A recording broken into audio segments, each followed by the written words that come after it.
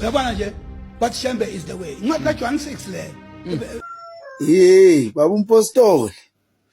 akubona abantu bakwaShembe abathi Shembe is the way sanibonani yazi ave hlupha umuntu othi mayeke wathola information encane ebese maphekwayo acabanga ukuthi izinkulumo ephelele kanti nomuntu wamxoxela enenzondo yalento amxoxela ngayo okusho ukuthi kukhona ama fact angeke azamxoxele wona angeke azamtshele wona ngalento uyabona ukuthi Shembe is the way akuwona amaNazaretha athi Shembe is the way lapha enkolweni yobuNazaretha isilungu akuyona into ephakanyiswayo kakhulu ibe ngaphezulu kolimo lwaseAfrika isilungu okwamanje asikakaphanyiswa ngaphezulu kolimo lwaseAfrika futhi ngeke nangelinye ilanga isilungu siphakanyiswe ngaphezulu kolimo lwabantu abamnyama noma singakhona isilungu kodwa siyohlala njalo silimithwa ukusetshenziswa kule yankolo because le yankolo inkolo yama-Afrika. Alright, so ukuthi Shembe is the way akubona abantu amaNazaretha asho njalo ukuthi uShembe le yankulumo ethi Shembe is the way wayembathiswa abelungu bemembathisa hayi ngoba nakho babemduda noma babemtotosa noma ngabe babemona emva kuba ebalekelele kukubi lapha ulwandle lufuna ukudla ithiko okusho ukuthi lufuna ukudla ama building ababelungu kuzofa abantu abaningi ukube uthi ulwandle lwako lwaphuma lwadla ithiko so ngenxa yokuthi umbuso wawuphethe ngaleso sikhathi kwakuwumbuso wamaNgisi athi mangabe sebethandazile kakhulu sebebize bonke onkulunkulu ongabacabanga including inkosi uJesu Jesus as ubaba umpostoli nje naye ekhonza ngaphansi kwenkolo yeChristianism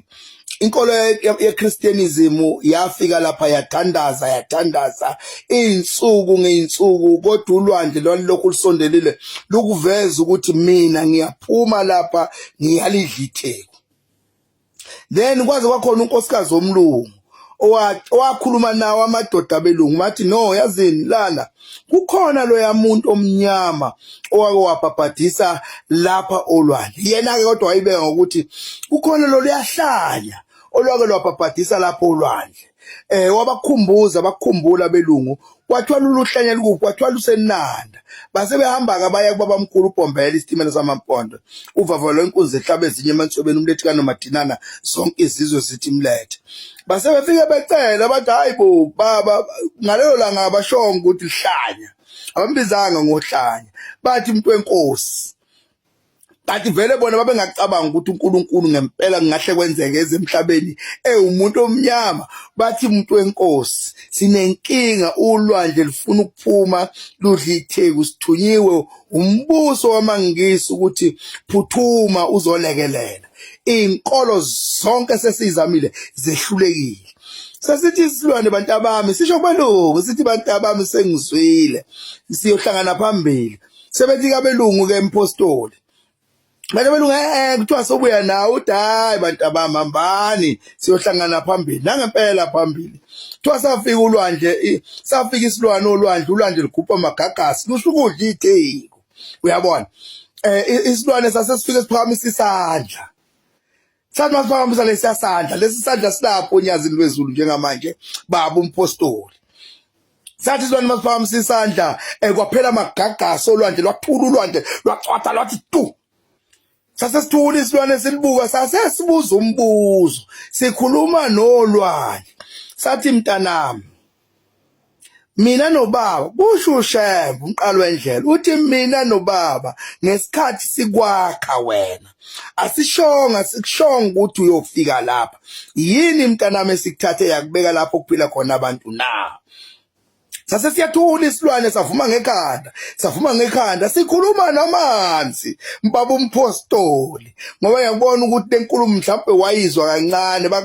lo muntu waxoxelwa isitha samaNazaretha kwasho ukuthi nawe wajabula kakhulu ngoba unobutha balento yaseAfrika awuyifuni into yaseAfrika awuyifuni information yakini kodwa uyayithanda information yalapha khona ongeke uzufike khona futhi oyozuhamba emhlabeni ungazange ufike khona lapho khona into oyizwa kuthiwa ngizwa kuthiwa lele siyikhulumayo singakuthatha manje sikuse lapha eThekwini ufuka ubone ukuthi lwalulapho ulwandle wafike wama la wakhuluma nalo lapha lwenza ukuthi okay awuthi ngiqedele lenkulumo ngoba isikhathi akusona esikamshubo isikhathi lesi sakwa TikTok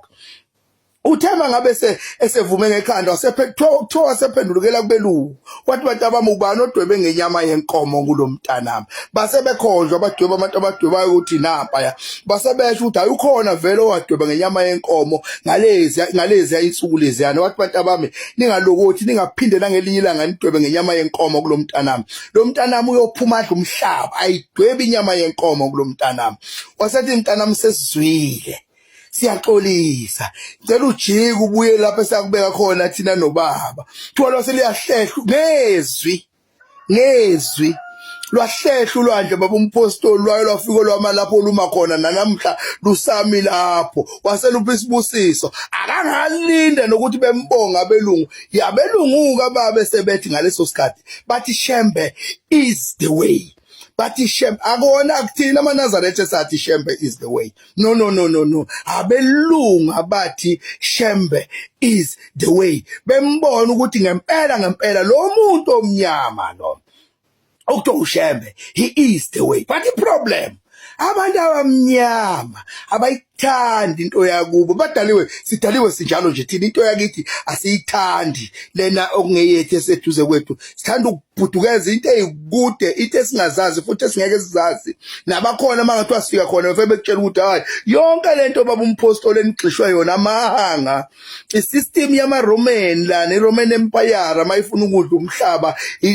they have used iChristianism ukuthi be destroy umhlaba yabona so ngane ukuthi angifuna ukungena lapho baba so ke all in all ngizama ukuchazela khona ngane kwethu ukuthi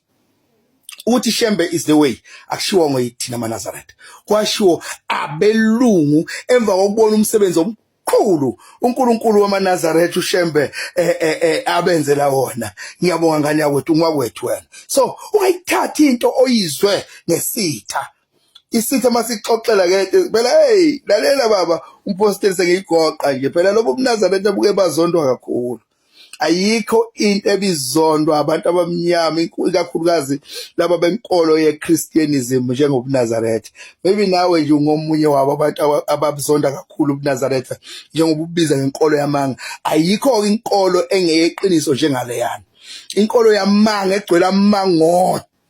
inkolo yeChristianism lena nina nibhukuda kuyo nibhukude mangena amakhulu that's why nithi nekwinkolo A1 okuthiwa iChristianism iumbrella yamabandla onke angaphansi kweChristianism kodwa nikholelwe into eziningi engehlukana engafani